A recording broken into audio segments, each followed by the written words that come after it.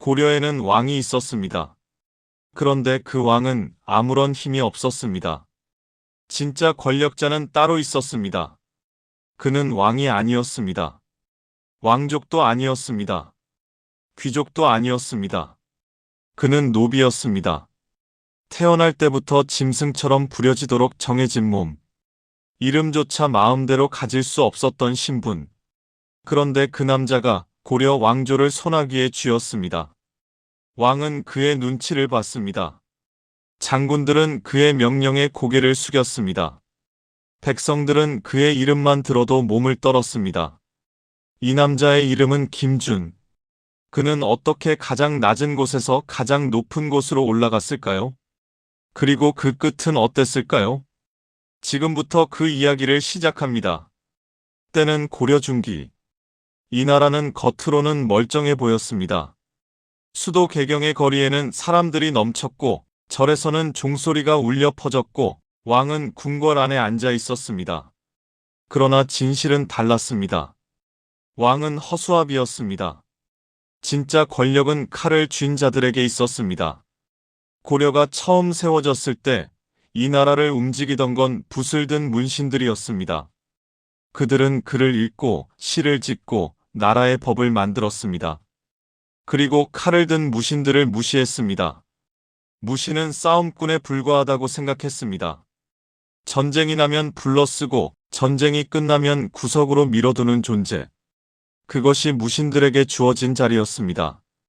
무신들은 그 모욕을 수십 년 동안 참았습니다. 연회 자리에서 문신이 무신의 수염에 불을 붙여도 참았습니다. 높은 자리를 요구해도 번번이 무시당하면서도 참았습니다. 전쟁에서 목숨을 걸고 싸워도 공을 빼앗겨도 참았습니다. 그러나 참을 수 있는 한계가 있었습니다. 1170년. 그 한계가 무너졌습니다. 무신들이 칼을 뽑았습니다. 정중부, 이이방, 이고. 이 세 남자가 이끄는 무신들은 궁궐을 뒤집었습니다. 문신들의 피가 궁궐들을 물들였습니다. 왕은 끌려 내려갔습니다. 새로운 왕이 앉혔습니다. 그러나 그 왕도 무신들의 꼭두각시에 불과했습니다. 이것이 무신정변입니다. 이 순간부터 고려의 역사는 완전히 바뀌었습니다. 붓이 아니라 칼이 나라를 지배하는 시대, 왕이 아니라 무신이 모든 것을 결정하는 시대, 그리고 그 혼란 속에서 하나의 이름이 서서히 떠오르기 시작합니다. 무신정변 이후 고려는 피의 연속이었습니다. 이이방이 권력을 잡았습니다. 그러나 얼마 못 가 정중부에게 죽었습니다. 정중부가 권력을 잡았습니다. 그러나 그도 경대승에게 죽었습니다. 경대승이 권력을 잡았습니다. 그러나 그는 병으로 죽었습니다. 그 다음은 이이민이었습니다. 이이민은 소금 장수의 아들로 태어난 남자였습니다. 낮은 신분, 거친 성격. 그러나 힘 하나는 타고났습니다. 무신 정권의 혼란 속에서 기회를 잡고 최고 권력자 자리에 올랐습니다. 그런데 이이민 역시 오래가지 못했습니다. 1196년 최충원이라는 남자가 나타났습니다. 최충원은 단순한 무신이 아니었습니다. 그는 치밀했습니다. 냉혹했습니다. 그리고 무엇보다 오래 생각했습니다. 이이민을 제거한 최충원은 단순히 권력을 빼앗는 것에 만족하지 않았습니다. 그는 시스템을 만들었습니다. 권력이 한 사람의 힘에 기대는 게 아니라 가문 전체가 권력을 물려받을 수 있는 구조. 이것이 최씨 무신정권의 탄생입니다. 최충원, 그의 아들 최우, 최우의 아들 최항, 최항의 아들 최이. 4대에 걸쳐 62년 동안 최씨 집안은 고려를 통째로 쥐고 있었습니다. 왕은 있었습니다. 그러나 왕은 최씨의 허락 없이 아무것도 할 수 없었습니다. 최씨 정권은 강했습니다. 그러나 강한 권력일수록 그 주변에 모이는 사람들도 많습니다. 권력을 탐하는 자, 권력을 이용하려는 자, 권력 옆에 붙어 살아남으려는 자, 최씨 집안이 만든 사병 집단, 도방, 최씨의 명령을 집행하는 관청, 정방. 이 구조 안에서 수많은 무인들이 살아남기 위해 발버둥 쳤습니다. 그리고 그 무인들 중에 단 한 명, 노비 출신의 남자가 있었습니다. 아무도 그를 주목하지 않았습니다. 아무도 그가 어디까지 올라갈지 몰랐습니다. 그러나 그는 보고 있었습니다. 권력이 어떻게 움직이는지, 어떻게 하면 살아남을 수 있는지, 어떻게 하면 저 자리까지 올라갈 수 있는지, 노비에서 무인으로, 무인에서 권력자로. 그 이름은 김준. 그리고 그의 이야기는 지금부터 시작됩니다. 잠깐 영상을 보기 전에 구독과 좋아요 한 번만 눌러주세요. 여러분의 구독 하나가 이런 역사 이야기를 계속 만들 수 있게 해줍니다. 여러분의 좋아요 하나가 이 채널을 살아있게 합니다. 생각해 보십시오. 당신이 태어난 날부터 당신의 이름은 당신 것이 아닙니다. 당신의 몸은 당신 것이 아닙니다. 당신이 먹는 밥도, 당신이 자는 땅도, 당신이 걷는 길조차도 모두 주인의 것입니다. 이것이 노비의 삶이었습니다. 고려의 신분제는 잔혹했습니다. 태어나는 순간 모든 것이 정해졌습니다. 귀족의 자식은 귀족으로, 농민의 자식은 농민으로, 노비의 자식은 노비로. 아무리 발버둥 쳐도 바꿀 수 없는 운명. 노비는 사람이 아니었습니다. 법적으로도 사회적으로도 소나 말처럼 팔리고 사이고 물려졌습니다. 주인이 죽으면 재산 목록에 올라 자식들에게 나눠졌습니다. 반항하면 매를 맞았습니다. 도망치면 잡혀와 더 심한 벌을 받았습니다. 그리고 그 노비의 자식으로 김준이 태어났습니다. 김준이 정확히 언제, 어디서 태어났는지 역사는 친절하게 기록하지 않았습니다. 역사는 강한 자의 이야기만 남깁니다. 태어날 때부터 강한 자의 이야기만. 노비의 탄생은 기록할 가치가 없었습니다. 그러나 분명한 것이 있습니다. 그는 노비였습니다. 최씨 무신정권의 실세, 최후의 집안에 속한 노비. 주인의 집 마당을 쓸고 주인의 말에 꼴을 먹이고 주인의 명령이라면 무엇이든 따라야 했던 몸. 그것이 김준이 세상에 첫 발을 내디딘 자리였습니다. 그런데 이 남자에게는 뭔가 달랐습니다. 같은 노비들 사이에서도 눈에 띄었습니다. 몸이 달랐습니다. 고려의 무신들은 강한 몸을 타고난 자들을 알아봤습니다. 전쟁이 끊이지 않던 시대였습니다. 몽골이 북쪽에서 으르렁대고 있었습니다.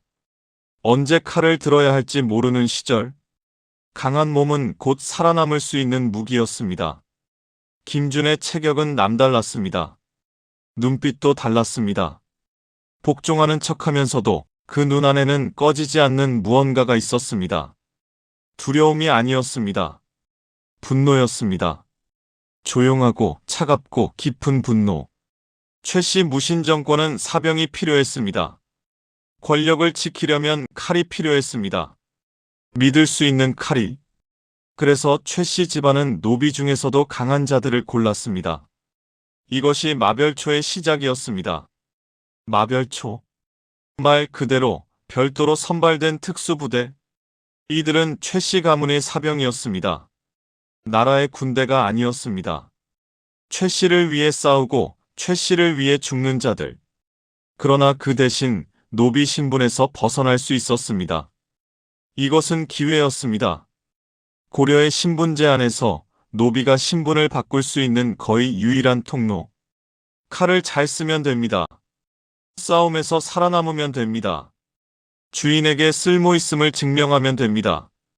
김준은 그 문을 두드렸습니다. 아니, 박차고 들어갔습니다. 그는 훈련에 미쳤습니다. 새벽이 오기 전에 일어났습니다.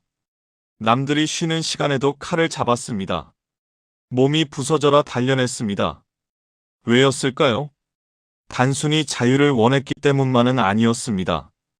그는 알고 있었습니다. 이 시대에서 살아남는 방법은 하나뿐이라는 것을. 가장 강해지는 것. 아무도 함부로 건드릴 수 없을 만큼. 노비라는 꼬리표가 있어도, 신분이 낮아도, 배경이 없어도 칼 앞에서는 평등합니다. 적의 칼은 노비를 봐주지 않습니다. 적의 칼 앞에서는 귀족도 노비도 없습니다. 살아남는 자가 강한 자입니다. 김주는 그것을 몸으로 알았습니다. 그의 실력은 빠르게 두각을 드러냈습니다. 마별초 안에서 소문이 돌기 시작했습니다. 저 남자는 다르다. 싸움을 두려워하지 않는다. 오히려 즐기는 것 같다. 눈빛이 전쟁터에서 더 선명해진다. 전장에서의 김주는 달라졌습니다. 평소에는 조용했습니다. 말이 없었습니다. 존재감을 숨겼습니다. 그러나 칼을 뽑는 순간 그는 달라졌습니다. 두려움이 없었습니다. 망설임이 없었습니다. 계산이 빠르고 손이 먼저 움직였습니다. 노비는 잃을 것이 없습니다. 죽어도 크게 다를 게 없는 삶. 그래서 두렵지 않았는지도 모릅니다. 그런데 김주는 싸움만 잘한 것이 아니었습니다. 이것이 중요합니다. 단순히 힘만 세고 칼만 잘 쓰는 자는 많았습니다. 고려 무신 정권은 그런 사람으로 가득했습니다. 그러나 그들 대부분은 역사 속에 이름도 남기지 못했습니다. 김준이 달랐던 것은 그가 생각하는 남자였기 때문입니다. 그는 관찰했습니다. 최씨 권력이 어떻게 움직이는지, 누가 진짜 힘을 가지고 있는지, 누구에게 줄을 서야 살아남을 수 있는지. 권력은 혼자 쥐는 것이 아닙니다. 주변 사람을 끌어들이고 적을 만들지 않고 때를 기다릴 줄 알아야 합니다. 김주는 그것을 배우고 있었습니다.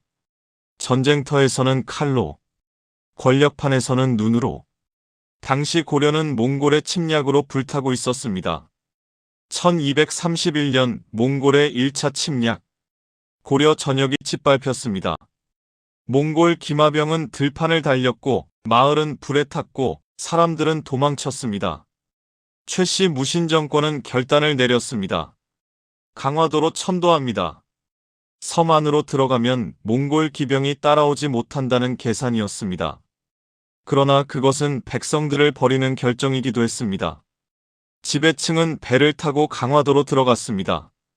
백성들은 육지에 남겨졌습니다. 몽골의 말발굽 아래 이 혼란 속에서 싸운 자들이 있었습니다. 마별초, 야별초. 강화도를 지키고 육지의 전선을 유지하고 몽골군과 맞서 싸운 자들. 김준도 그 전쟁 속에 있었습니다. 그는 싸웠습니다. 두려움 없이. 몽골군은 강했습니다. 천하를 정복한 군대였습니다. 그러나 김준은 물러서지 않았습니다. 전쟁터에서 그의 이름은 점점 알려지기 시작했습니다. 살아남는 자, 앞에서 싸우는 자, 부하들이 믿고 따르는 자, 노비 출신이라는 꼬리표는 여전히 붙어 있었습니다. 그러나 전쟁터에는 신분을 따지는 자가 없었습니다. 살아남은 자가 강한 자입니다. 전쟁이 계속될수록 김준의 위치는 올라갔습니다. 그의 곁에는 사람들이 모였습니다. 그를 믿는 부하들, 그의 능력을 알아보는 무인들, 그의 배경을 이용하려는 자들. 그는 모두를 활용했습니다. 노비 출신이라는 약점을 오히려 강점으로 바꿨습니다. 귀족 출신 무인들은 잃을 것이 많았습니다. 체면, 가문, 재산. 그래서 때로 머뭇거렸습니다. 때로 타협했습니다. 때로 물러섰습니다. 그러나 김준은 달랐습니다. 원래부터 없던 사람은 잃을 것도 없습니다. 그는 끝까지 밀어붙였습니다. 그리고 그의 눈은 위를 향하고 있었습니다. 최씨 정권의 중심부. 그 자리. 노비 출신이 감히 꿈꿀 수 없는 자리. 그러나 김준은 꿈꾸고 있었습니다. 아무도 모르게. 조용히. 그리고 치밀하게. 권력은 혼자 오는 것이 아닙니다. 때가 있습니다. 그 때를 만들어야 합니다. 그리고 그 때가 오기 시작했습니다. 최씨 정권의 4대 권력자, 최이. 그가 권력을 쥔 순간부터 균열이 시작됐습니다. 김준은 어떻게 최씨 정권의 심장부로 파고들었을까요? 그리고 그가 노린 것은 무엇이었을까요? 잠깐. 눈을 감아보십시오. 지금 당신 발 아래 딱딱한 흙바닥이 느껴진다고 상상해 보십시오. 그 흙바닥은 당신 것이 아닙니다. 당신이 지금 입고 있는 옷, 그것도 당신 것이 아닙니다. 당신 이름, 그것조차 당신 것이 아닙니다. 고려시대, 노비의 하루는 해가 뜨기 전에 시작되었습니다. 눈을 뜨는 순간부터 몸은 주인의 것이었습니다. 주인의 말에게 여물을 먹이고, 주인의 마당을 쓸고, 주인의 밥상을 차리고, 그리고 주인의 발 아래 엎드렸습니다. 이것이 전부였습니다. 오늘도, 내일도, 죽는 날까지 그 삶 속에 한 아이가 있었습니다. 이름은 김준. 그 아이는 어릴 때부터 달랐습니다. 다른 노비 아이들이 눈을 내리깔 때 그 아이는 올려다봤습니다. 주인을, 권력을, 저 높은 곳을 두려움 없이. 주인 어른들은 그 눈빛을 싫어했습니다. 감히 노비 주제에. 그러나 아무도 그 눈빛을 끄지 못했습니다. 김준의 몸은 남달랐습니다. 굶어도 쓰러지지 않는 몸, 맞아도 일어나는 몸. 혹독한 노비의 삶이 오히려 그의 몸을 쇠처럼 단련시켰습니다. 가혹한 환경이 강한 자를 만드는 법입니다. 온실에서 자란 귀족의 자제들은 몰랐습니다. 밥을 굶어본 적 없는 자는 배고픔의 공포를 모릅니다. 매를 맞아본 적 없는 자는 고통을 버티는 법을 모릅니다. 죽음의 경계를 걸어본 적 없는 자는 진짜 싸움이 무엇인지 모릅니다. 김준은 알았습니다. 모두 다.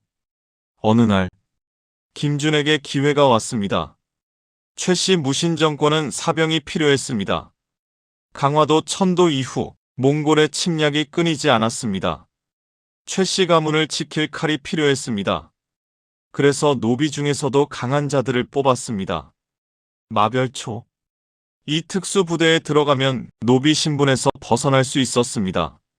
주인도, 족쇄도, 그 모든 것에서 단 하나의 조건, 목숨을 걸고 싸우는 것.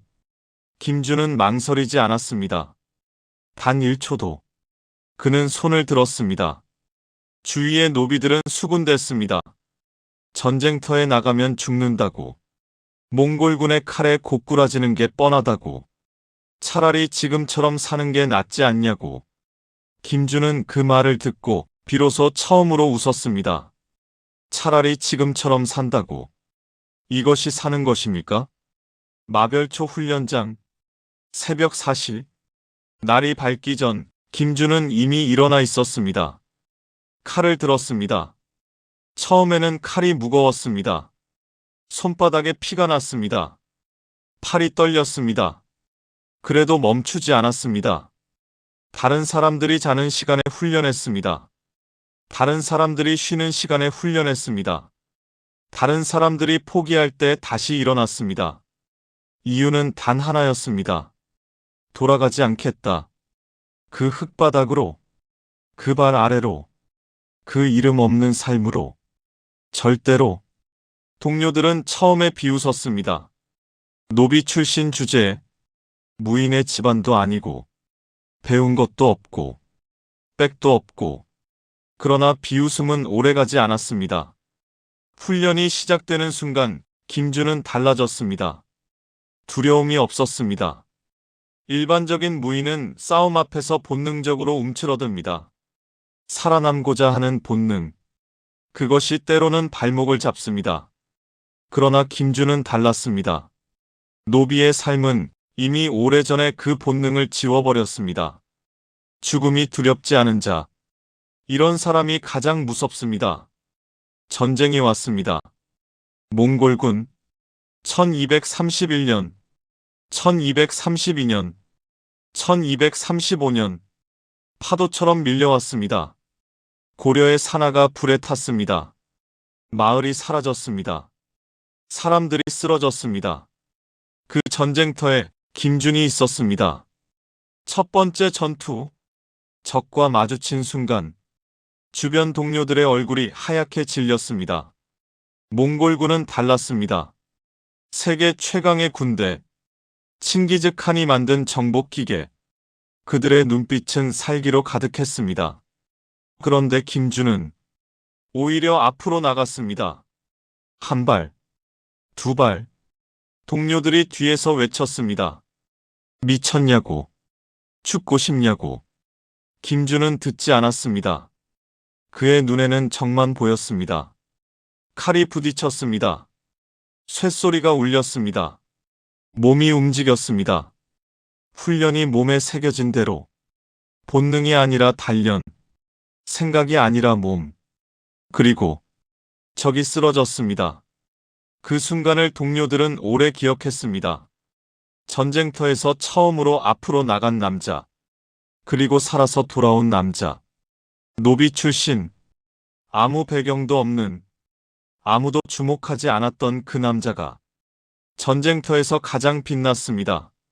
전쟁이 거듭될수록 김준의 이름은 퍼졌습니다. 싸움에서 뒤로 물러선 적이 없다.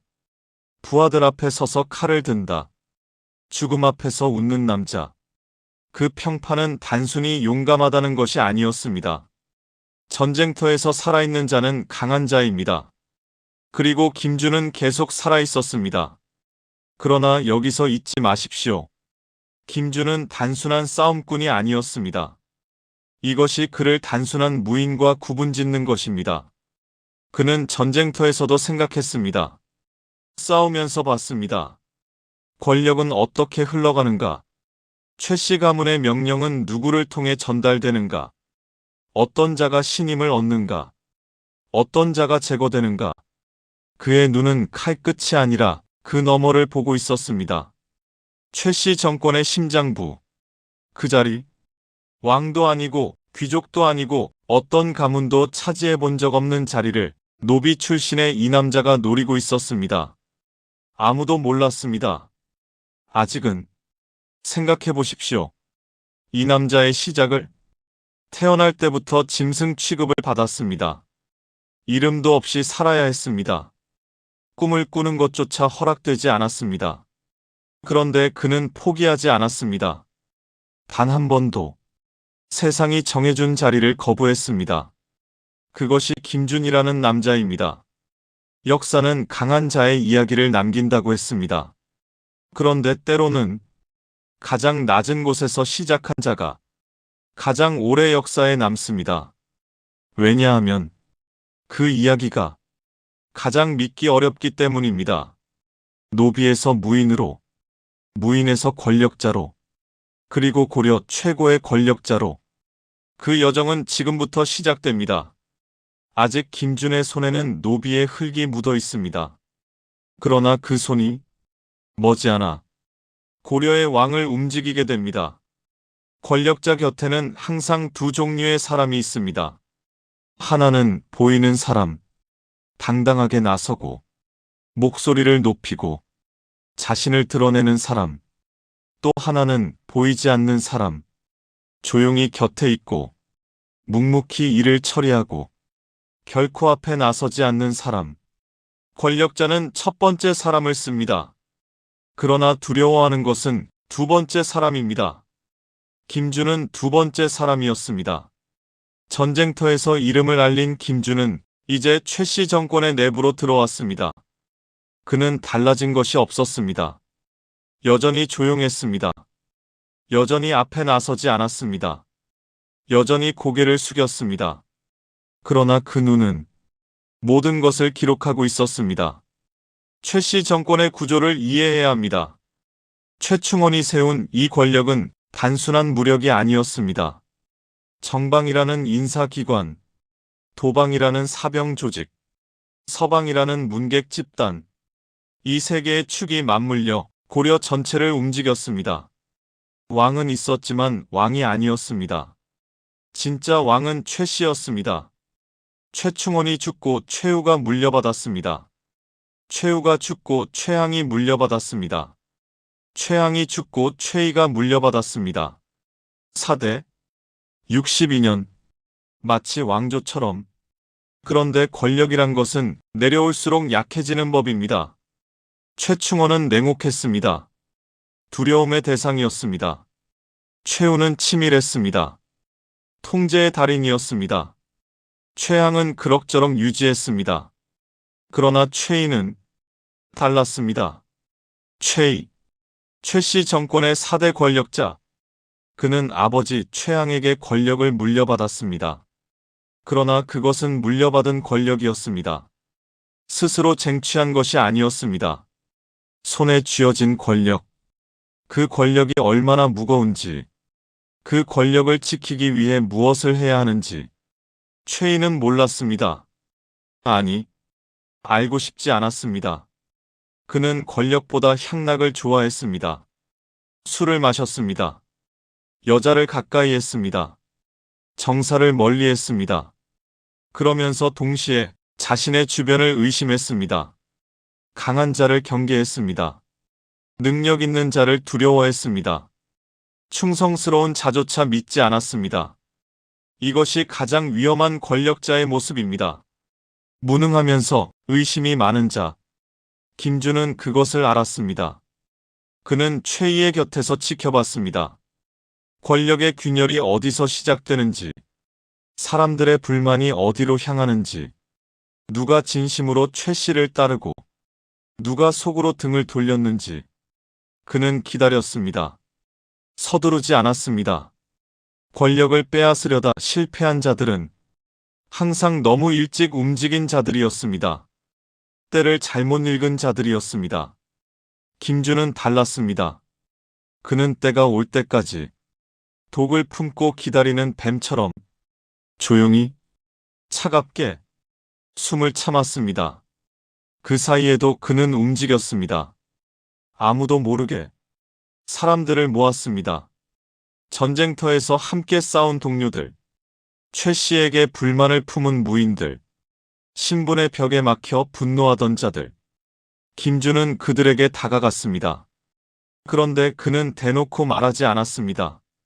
쿠데타를 하자고, 최이를 없애자고, 그런 말은 하지 않았습니다. 그저 함께 술을 마셨습니다. 그저 함께 훈련을 했습니다. 그저 어려울 때 옆에 있었습니다. 사람의 마음은 거창한 말로 얻는 것이 아닙니다. 작은 것들이 쌓일 때 얻는 것입니다. 그 과정에서 김주는 핵심 인물 하나를 얻었습니다. 유경, 문신이었습니다. 무신 정권 아래서 철저히 짓밟힌 계층, 붓을 든 자들의 대표. 유경 역시 최 씨 정권에 불만이 있었습니다. 무신이 지배하는 세상, 문신은 그저 도구에 불과한 세상. 유경은 속으로 다른 세상을 꿈꾸고 있었습니다. 김주는 그것을 알았습니다. 두 사람의 이해관계는 맞아떨어졌습니다. 무신과 문신, 칼과 붓. 이 두 세력이 손을 잡는 순간 최 씨 정권의 균열은 돌이킬 수 없는 갈라짐이 됩니다. 그런데 여기서 하나의 사건이 터집니다. 최이가 움직였습니다. 그는 자신의 주변을 정리하기 시작했습니다. 능력 있는 자들을 하나씩 제거했습니다. 누군가는 좌천되었습니다. 누군가는 유배를 갔습니다. 누군가는 조용히 사라졌습니다. 최이의 의심이 커지고 있었습니다. 그 의심의 손가락이 어디로 향할지 아무도 몰랐습니다. 김주는 느꼈습니다. 등 뒤에서 무언가가 다가오고 있다는 것을. 지금 움직이지 않으면 다음은 내 차례가 될 수 있다. 기다리는 것이 전략이었지만 이제는 기다리는 것이 죽음이었습니다. 그는 결단했습니다. 혼자 밤을 새웠습니다. 생각했습니다. 실패하면 죽습니다. 성공하면 모든 것을 얻습니다. 노비로 태어난 남자에게 잃을 것은 없었습니다. 아니, 정확히는 이미 잃을 것을 모두 잃은 채 태어났습니다. 그것이 오히려 가장 큰 무기였습니다. 1258년, 김주는 움직이기 시작합니다. 조용히, 치밀하게, 되돌릴 수 없게.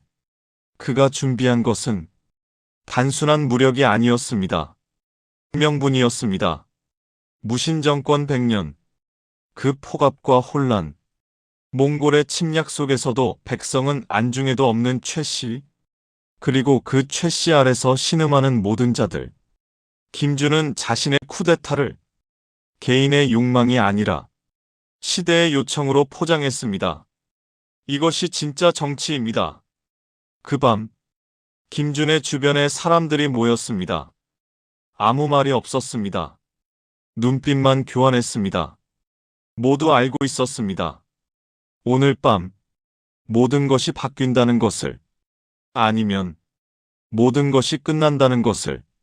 그런데 잠깐, 아직 모릅니다. 그날 밤 정확히 무슨 일이 벌어졌는지, 최인은 어떻게 제거되었는지, 그리고 김준은 어떻게 살아남았는지. 고려 역사상 가장 치밀하고, 가장 냉혹하고, 가장 드라마틱한 밤. 단 하나의 밤이 모든 것을 바꿨습니다. 역사를 바꾸는 순간은 거창하지 않습니다. 전쟁도 아닙니다. 수만 명이 싸우는 전투도 아닙니다. 단 하나의 밤, 단 몇 명의 사람들, 그리고 단 한 번의 선택. 그것으로 충분합니다. 1258년 봄, 강화도, 바다 위에 세워진 그 섬. 몽골을 피해 도망친 고려의 권력자들이 모여 사는 곳. 바람이 불었습니다. 차가운 바닷바람이 섬 전체를 훑고 지나갔습니다. 그 밤, 최인은 자신의 저택 안에 있었습니다. 술을 마셨습니다. 시름을 잊으려는 듯, 아니면 이미 무언가를 느끼고 있었는지도 모릅니다. 최희의 저택은 고려에서 가장 화려한 곳 중 하나였습니다. 비단으로 만든 휘장, 기름으로 빛나는 마룻바닥, 계절마다 바뀌는 꽃과 나무. 그러나 그 화려함 뒤에 공포가 있었습니다. 최희는 알고 있었습니다. 자신의 권력이 흔들리고 있다는 것을. 최충원이 만들었던 그 탄탄한 구조가 자신의 손에서 조금씩 무너지고 있다는 것을. 그래서 더 의심했습니다. 그래서 더 잔혹해졌습니다.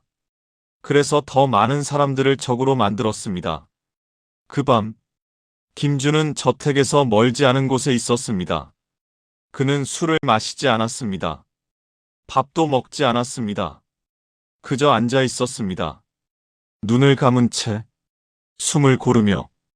그의 머릿속에는 지금까지의 모든 것이 지나갔습니다. 흙바닥에서 눈을 뜨던 아침, 주인의 말에 여물을 먹이던 손, 처음으로 칼을 쥐었을 때의 무게, 전쟁터에서 처음 적과 마주쳤던 그 순간, 그리고 지금, 이 밤까지 오는데 얼마나 걸렸습니까? 얼마나 많은 것을 참았습니까? 얼마나 많은 것을 포기했습니까? 그는 천천히 눈을 떴습니다. 옆에 있던 동료들을 바라봤습니다. 아무 말하지 않았습니다. 그냥 일어섰습니다. 그것이 신호였습니다. 사람들이 움직이기 시작했습니다. 소리 없이, 그림자처럼. 강화도의 밤은 짙었습니다. 달이 구름에 가려 있었습니다. 마치 하늘도 이 밤을 숨겨주려는 듯. 최희의 저택으로 향하는 길. 김준의 발걸음은 흔들리지 않았습니다. 두렵지 않았냐고요? 두려웠을 것입니다. 아무리 죽음을 두려워하지 않는 사람이라도 이 순간만큼은 심장이 빠르게 뛰었을 것입니다. 그러나 그는 멈추지 않았습니다. 두려움은 느끼는 것입니다. 그러나 발을 멈추는 것과는 다릅니다. 두려움을 안고 걷는 것, 그것이 용기입니다. 최희의 저택 문 앞, 경비들이 있었습니다. 그런데 이상한 일이 벌어졌습니다. 경비들이 비켜섰습니다. 아무도 몰랐습니다. 그 경비들 중 일부가 이미 김준의 사람이었다는 것을. 오래전부터 조용히, 보이지 않게 그는 준비해 왔습니다. 문이 열렸습니다. 최희는 그 소리를 들었을까요? 술잔을 내려놓고 고개를 들었을까요? 아니면 아무것도 모른 채 마지막 순간을 맞이했을까요? 역사는 그 순간을 자세히 기록하지 않았습니다. 그러나 결과는 기록했습니다. 1258년, 최희가 제거되었습니다. 62년, 4대에 걸친 최씨 무신정권, 그 긴 시간이 단 하나의 밤에 끝났습니다. 그 밤이 끝났을 때 김준은 밖으로 나왔습니다. 강화도의 새벽 공기가 그의 얼굴을 스쳤습니다. 그는 하늘을 올려다봤을까요? 아니면 땅을 내려다봤을까요? 그 표정을 아는 사람은 없습니다. 그러나 한 가지는 확실합니다. 그 새벽, 고려의 권력은 바뀌었습니다. 더 이상 최 씨가 아니었습니다. 소식은 빠르게 퍼졌습니다. 최이가 죽었다. 무신정권의 최 씨 가문이 무너졌다. 강화도 전체가 술렁였습니다. 어떤 자들은 두려워했습니다. 어떤 자들은 안도했습니다. 어떤 자들은 다음을 계산했습니다. 그리고 왕이 있었습니다. 고종, 고려의 왕. 그러나 오랫동안 이름만 왕이었던 사람. 그에게 소식이 전해졌습니다. 최이가 제거되었다고. 그 소식을 들은 왕의 눈에 눈물이 맺혔다고 합니다. 62년 만에 처음으로. 그러나 왕의 눈물은 오래가지 않았습니다. 왜냐하면 권력의 공백은 단 한순간도 비워지지 않기 때문입니다. 최 씨가 사라진 그 자리를 누군가가 채워야 했습니다. 그리고 그 자리에 김준이 서 있었습니다. 생각해 보십시오. 노비로 태어난 남자가 62년 동안 고려를 지배한 가문을 무너뜨렸습니다. 아무 배경도 없이, 아무 가문도 없이, 처음부터 아무것도 없이, 오직 자신의 칼과 자신의 머리와 자신의 기다림으로. 그런데 여기서 질문이 생깁니다. 권력을 빼앗는 것과 권력을 유지하는 것은 전혀 다른 문제입니다. 최 씨를 무너뜨리는 것은 어쩌면 시작에 불과했습니다. 이제 진짜 전쟁이 시작됩니다. 권력의 자리에 앉은 자는 사방에서 표적이 됩니다. 어제의 동료가 내일의 적이 됩니다. 믿었던 자가 배신합니다. 숨겨진 적들이 수면 위로 떠오릅니다. 김준은 그것을 알고 있었을까요? 아마도 알았을 것입니다. 그는 권력이 어떻게 작동하는지 누구보다 오래 지켜봐온 사람이었습니다. 그러나 알면서도 막지 못하는 것들이 있습니다. 노비에서 시작한 남자. 마침내 고려 최고의 권력자가 됩니다. 왕보다 강한 사람. 모든 사람이 그의 이름을 알게 됩니다. 모든 사람이 그를 두려워하게 됩니다. 그런데 권력의 정점에 선 자에게는 반드시 찾아오는 것이 있습니다. 끝. 그 끝이 어떻게 왔는지, 그 끝이 얼마나 잔혹했는지, 그리고 그 끝 앞에서 김준이라는 남자가 어떤 얼굴을 했는지, 권력을 손에 쥔 자는 처음에 느낍니다. 세상이 달라 보인다는 것을. 어제까지 자신을 무시하던 자들이 오늘은 고개를 숙입니다. 어제까지 자신을 외면하던 자들이 오늘은 먼저 다가옵니다. 어제까지 보이지 않던 것들이 오늘은 선명하게 보입니다. 김준은 이제 고려 최고의 권력자였습니다. 공식 직함은 교정별감. 그러나 그 이름이 중요한 것이 아니었습니다. 중요한 것은 고려의 모든 사람이 알고 있다는 것이었습니다. 저 남자가 진짜 권력자라는 것을. 왕도, 귀족도, 장군도, 백성도, 고종이 그를 불렀습니다. 왕의 앞에 선 김준, 노비 출신의 남자가 고려의 왕 앞에 고개는 숙이되 굽히지 않았습니다. 왕은 그것을 알았습니다. 저 남자가 저라는 것은 예의가 아니라는 것을, 형식일 뿐이라는 것을, 진짜 권력은 저 남자에게 있다는 것을. 왕은 아무 말도 하지 못했습니다. 그것이 무신정권의 본질이었습니다. 왕은 있습니다. 그러나 왕이 할 수 있는 것이 없습니다. 식사를 하고, 잠을 자고, 제사를 올리고, 그리고 그게 전부입니다. 나라의 일은, 군대의 일은, 사람의 생사는 모두 권력자가 결정합니다. 김준이 결정합니다. 그는 어떤 권력자였을까요? 잔혹했습니다. 그것은 분명합니다. 무신정권의 권력자가 잔혹하지 않으면 살아남을 수 없었습니다. 그러나 동시에 그는 이전 권력자들과 다른 면이 있었습니다. 그는 백성의 삶이 어떤 것인지 알았습니다. 노비로 태어났기 때문입니다. 가장 낮은 곳의 삶을 몸으로 알았습니다. 그래서 그는 몽골과의 협상에 적극적이었습니다. 전쟁은 백성을 죽입니다. 그가 누구보다 잘 알았습니다. 강화도 안에 숨어 있는 동안 육지의 백성들이 어떤 삶을 살았는지 그는 봤습니다. 느꼈습니다. 그래서 끌고 싶지 않았습니다. 이 소모적인 전쟁을. 그러나 정치는 뜻대로 되지 않습니다. 권력을 손에 쥔 순간 사방에서 목소리가 들립니다.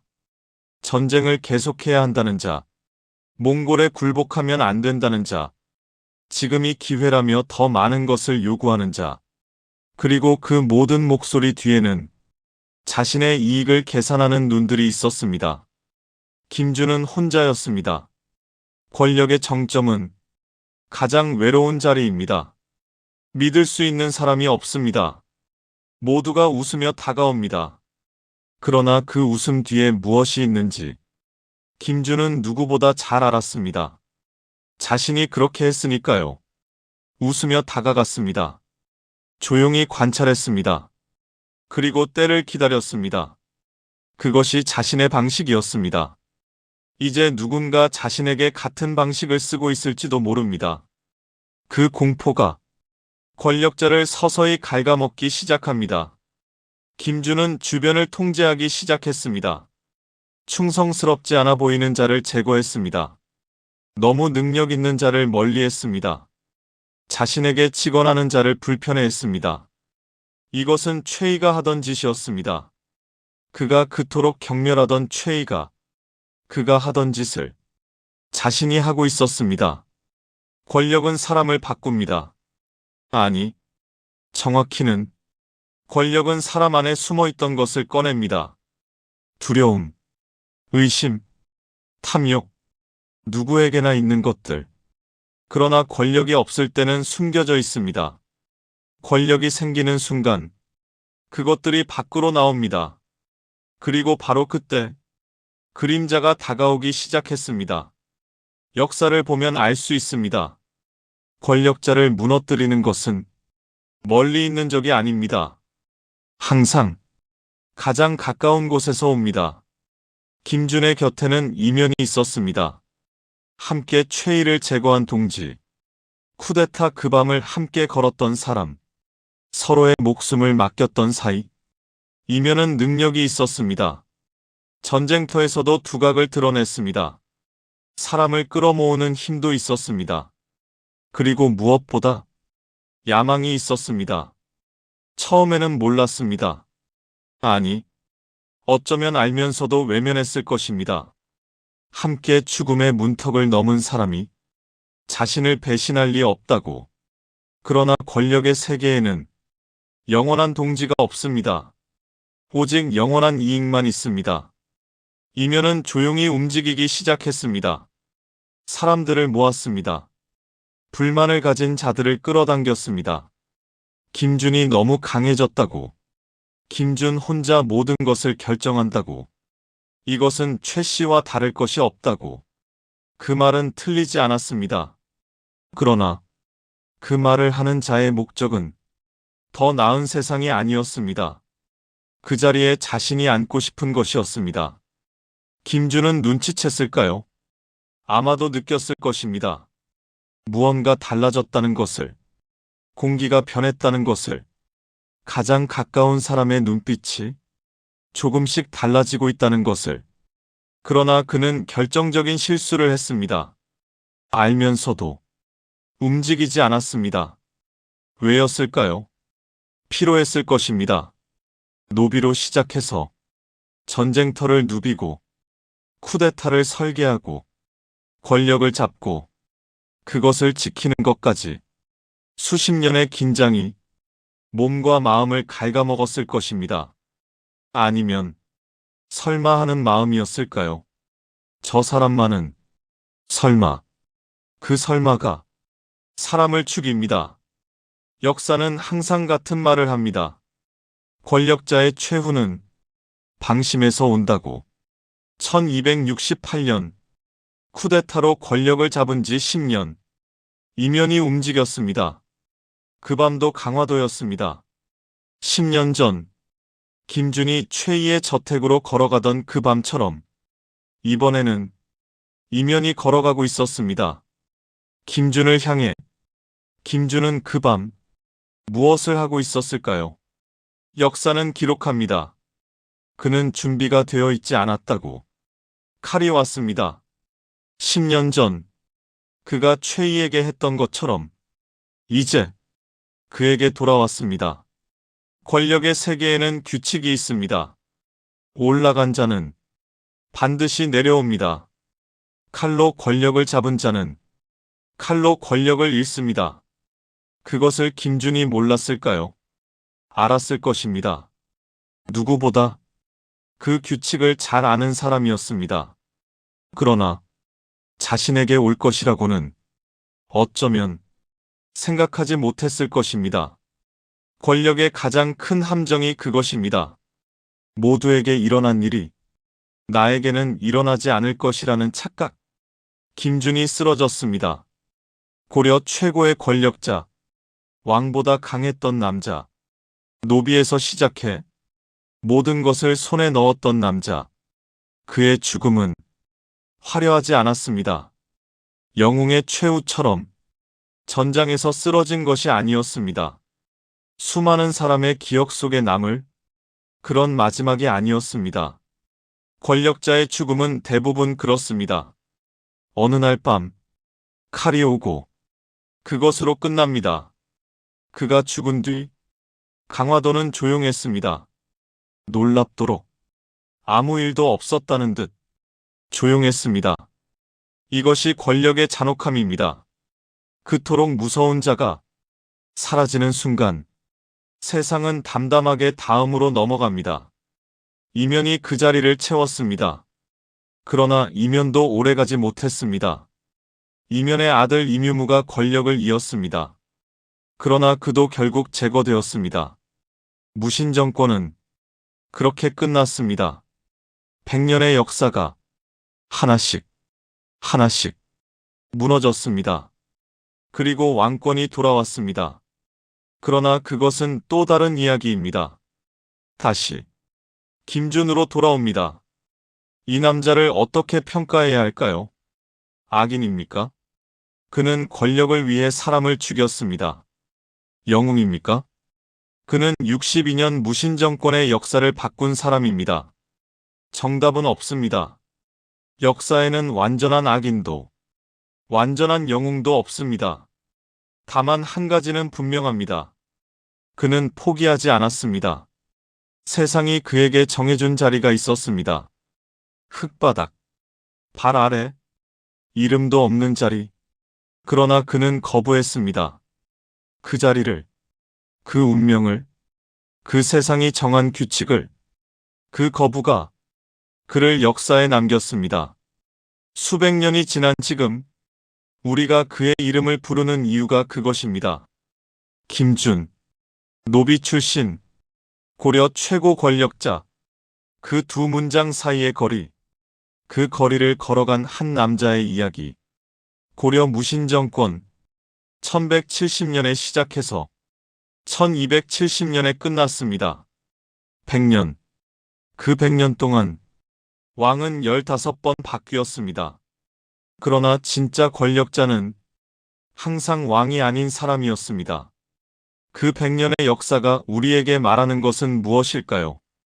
권력은 영원하지 않다는 것. 칼로 잡은 권력은 반드시 칼로 잃는다는 것. 그러나 그것보다 더 강한 메시지가 있습니다. 인간의 의지는 신분을 넘어설 수 있다는 것. 노비로 태어난 사람이 한 왕조의 권력자가 될 수 있다는 것. 그것이 가능했다는 것. 물론 그 과정에서 많은 것들이 희생되었습니다. 피가 흘렀습니다. 사람이 죽었습니다. 그것을 미화할 생각은 없습니다. 그러나 역사는 언제나 그 안에 있는 인간의 이야기를 합니다. 어떤 환경에서 어떤 선택을 했는가? 김준은 선택했습니다. 포기하지 않는 것을. 그것이 그를 역사에 남겼습니다. 수백 년이 지나 지금 우리가 그의 이름을 부를 수 있게 마지막으로 한 가지만 묻겠습니다. 당신의 발 아래 흙바닥이 있습니까? 당신을 가두는 무언가가 있습니까? 당신이 포기하려는 순간이 있습니까? 그럴 때 이 남자를 기억해 주십시오. 노비로 태어났지만 포기하지 않은 남자를. 김준. 그 이름을 기억해 주십시오. 여기까지 함께 해주셔서 감사합니다. 이 이야기가 좋으셨다면 좋아요 한 번만 눌러주십시오. 그것이 이 채널을 살아있게 하는 힘입니다. 구독하지 않으셨다면 지금 눌러주십시오. 다음 이야기는 더 강렬합니다. 댓글로 알려주십시오. 다음에는 어떤 인물의 이야기를 듣고 싶으신지 여러분의 댓글 하나가 다음 영상의 주인공을 결정합니다. 다음 이야기에서 만납시다.